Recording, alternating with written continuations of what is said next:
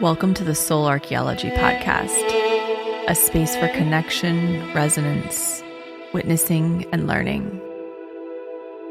Together we'll harvest medicine from the spiral of life, sharing conversations with other embodied humans who have navigated their own initiations and found alignment with their true soul essence. With weekly astrology, energy updates, embodied conversation, and channeled teachings, this is a space for you to land and find resonance with the spiral of your own soul.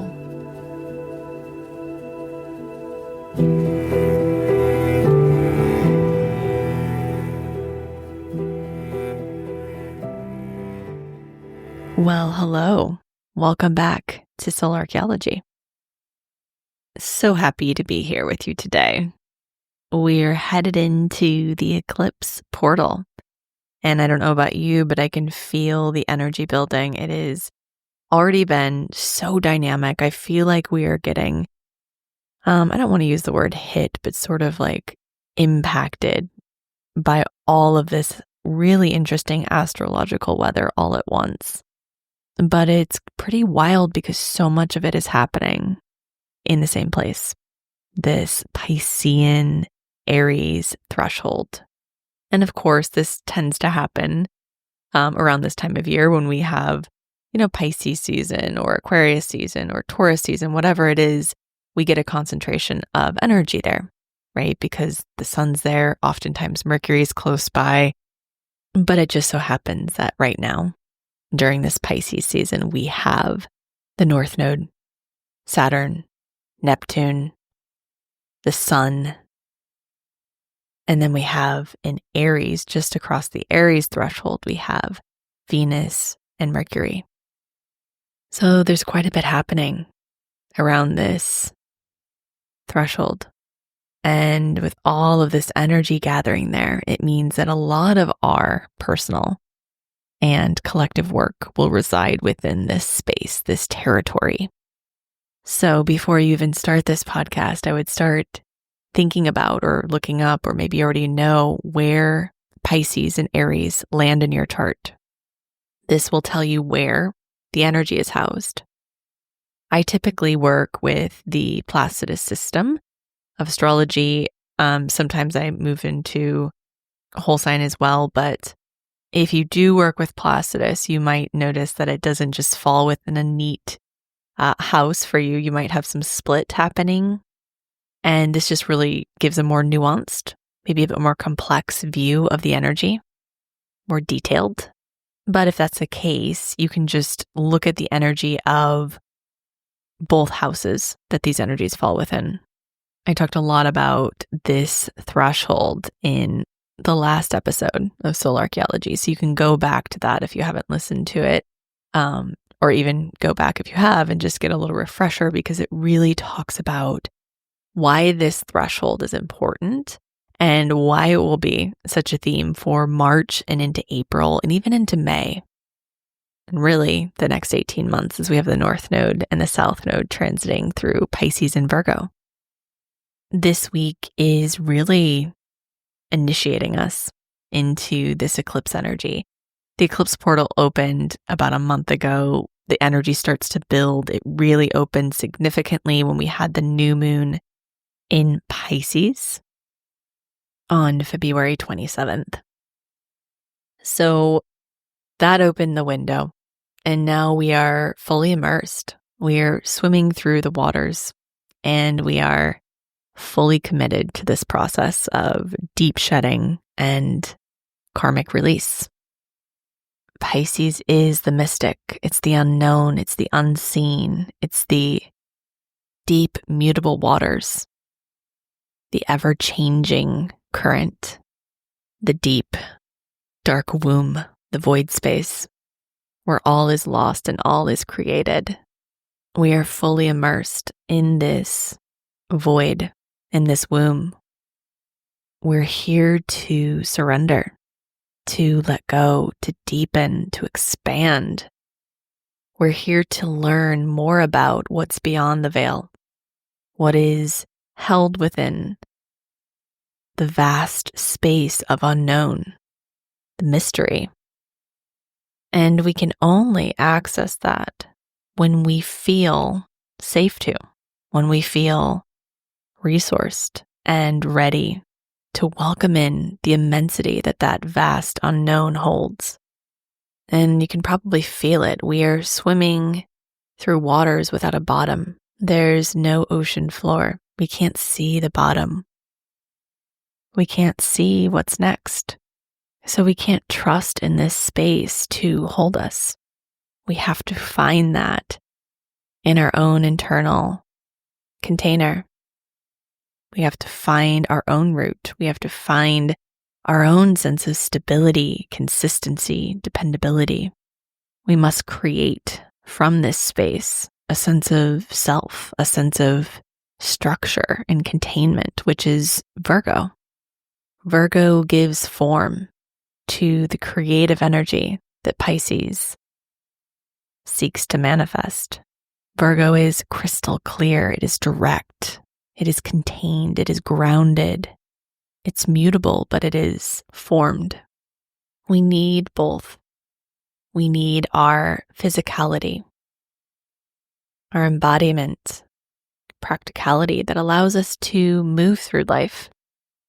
The axis of Virgo and Pisces is the healer. It deals with service. And this is a deeply powerful spiritual upleveling that we're within as we move from these deep, murky waters of Pisces. We're going to be launched into Aries, and the energy of March is our launch pad. We have 2 planets that will be retrograde by the end of this week. Venus is retrograde through Aries until the end of the month. And Mercury is getting ready to station retrograde in Aries on March 14th, just after our total lunar eclipse in Virgo. So we're in the underworld. We're peeling back layers. We're going deeper into our own subconscious, our own underworld, our own internal basement to seek and find the gems, the answers, the clarity we're looking for. We might not gain clarity until the end of the month when Venus emerges from the bottom of her descent and starts to begin her ascent. But we're being inundated with data right now. We might be receiving all of these data points and hints and pieces and parts of information that are letting us know what part of the past is still informing our lives, but might not be receiving directions or instructions for how to proceed. We're feeling the energy build to this total lunar eclipse on March 14th. And I just get the sense that we're strapped into the seat of a roller coaster without knowing what this ride actually looks like. We are fully surrendered to the journey. We are committed. Yet we do have things within our control. We have our own discipline. We have our own practices and tools and resources. We have our breath. We have our decisions and choices. And we can choose how we move forward, how we ride this ride. We might not be able to control the track necessarily, but we can control parts of the process. We can control how we respond. We can control what it feels like to be on this ride to a certain degree. From now until early April, we are strapped in and we are going on a ride. And this eclipse season is going to take us where we need to go, to meet what we need to meet, to release what we need to release, and to welcome in what's ready for us.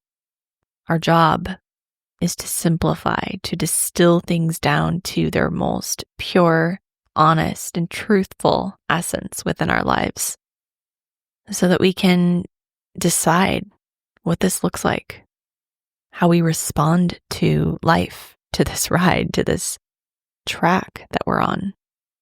Eclipses are wild karmic storms.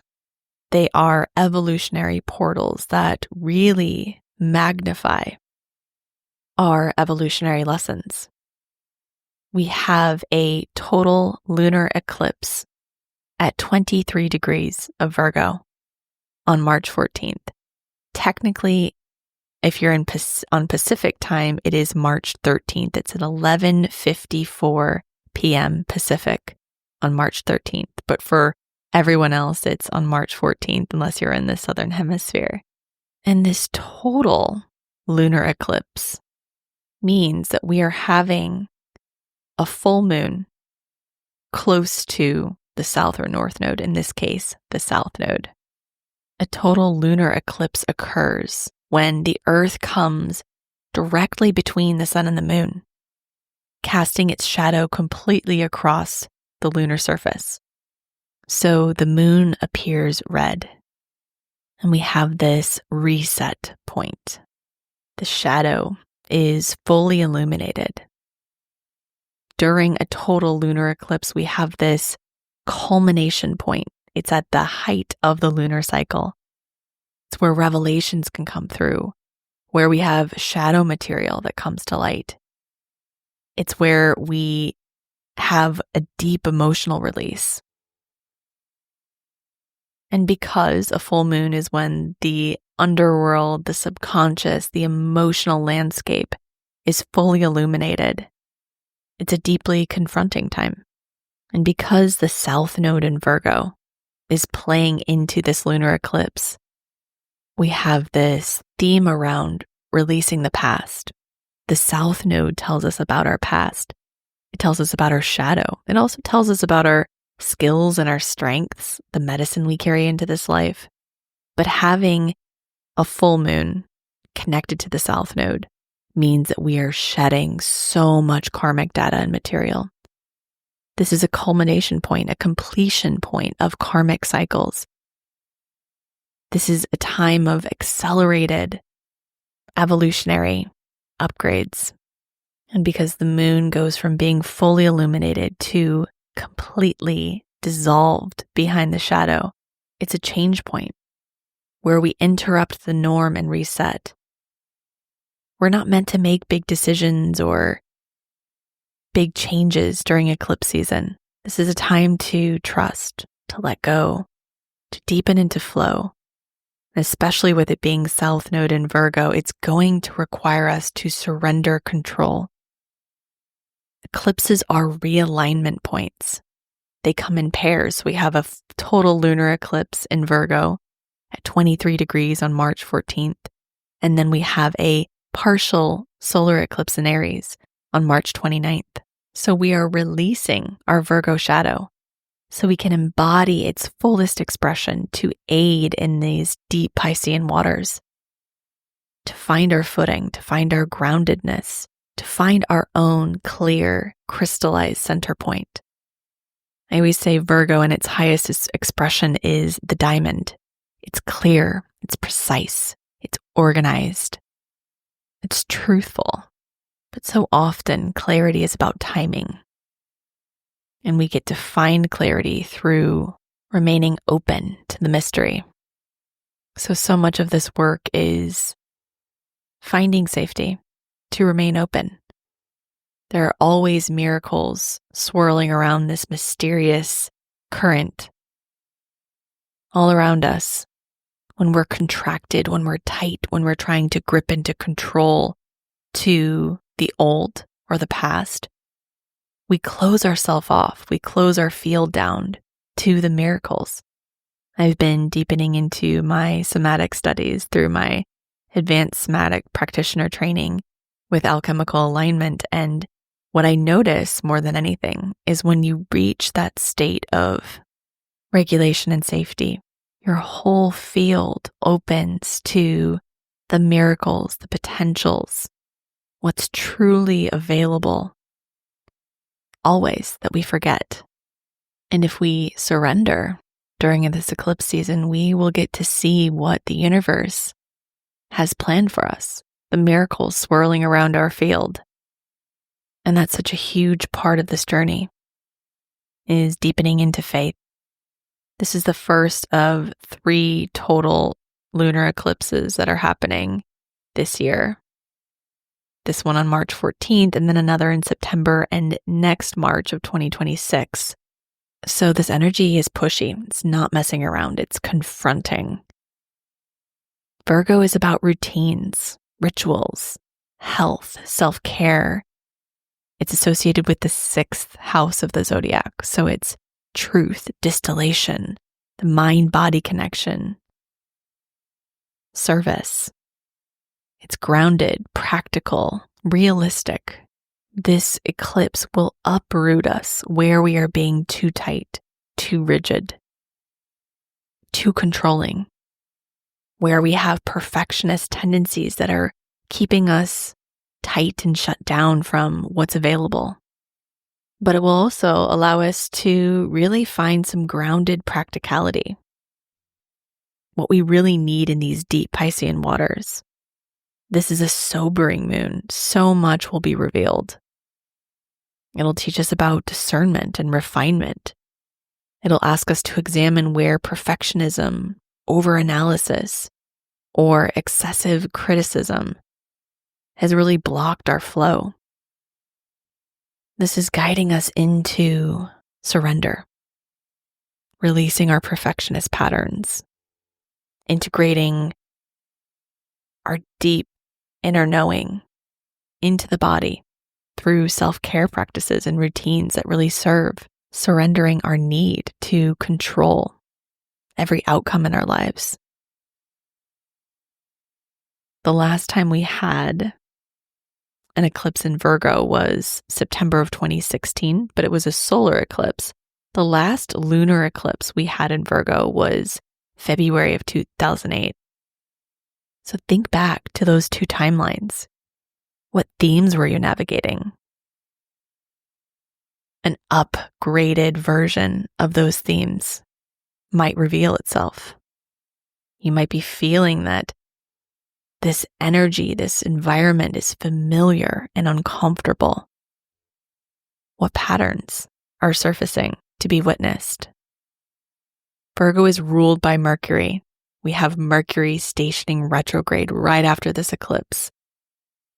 When we overanalyze or lean too far into the mind, we drive ourselves into this paralysis of overanalysis. Like I said, we close off our fields to the potential for expansion and growth. As Mercury navigates its underworld journey, it's going to bring us from Aries back into 24 degrees of Pisces, crossing over Neptune again.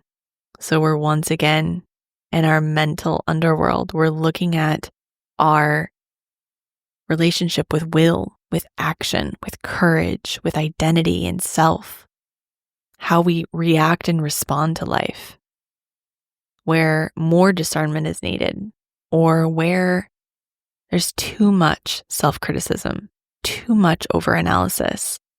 As Mercury travels down into its underworld in between these eclipses until April 7th, we're going to be in this murkiness. Things will feel unclear.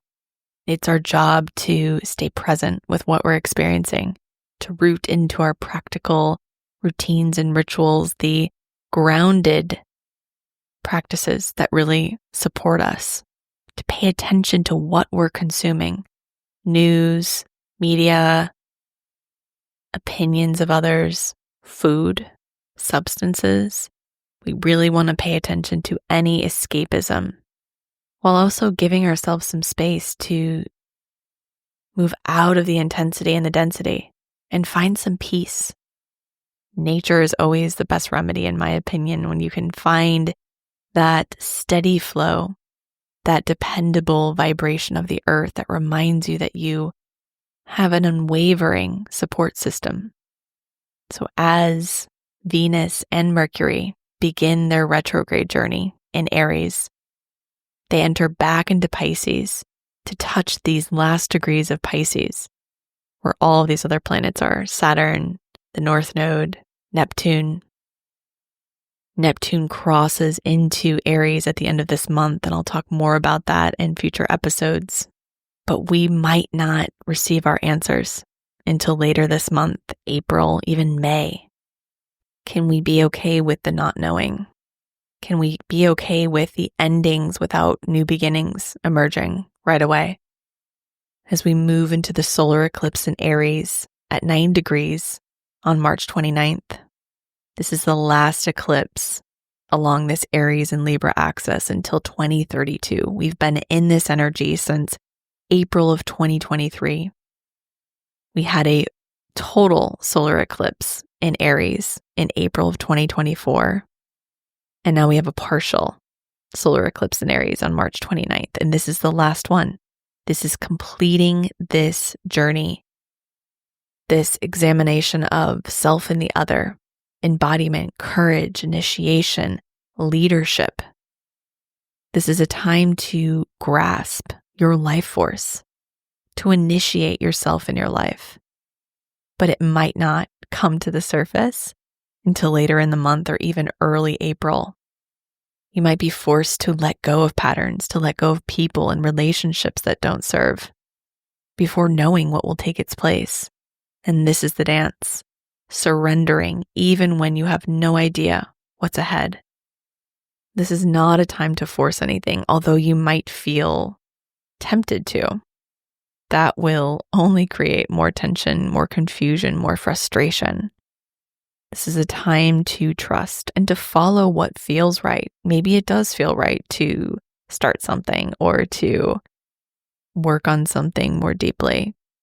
But if it's coming from the ego and this control and this sense of needing to stay on track with something or following the expectations you have for something, it will not fall into place. And you might miss something else that wants to drop into your field. So much is happening at this 0 point of Aries this year. We're allowing these last parts and pieces to dissolve and to create space for what wants to emerge through us. We're at a confluence where two forces meet, where they begin to merge and create something new. But we're in that middle space, that space of merging, where we're not quite sure what the journey will look like on the other side. It's confronting, it's uncomfortable, maybe even painful. There's a lot of tension and friction, but it's a deeply magical space. If you drop a flower near a confluence of two rivers, you see this incredible dance as it meets at the confluence point. It might spin around a bit. It might do this dance. It might take some time before it finds its track, its journey, its pathway. But you can tell it's not struggling. It's not trying to grip or grasp for the bank or for a new current. It's allowing itself to dance within this middle space. And this is our job right now, to be the flower, to let yourself spin a little bit, knowing you always have your own internal compass that can reorient you in time and space.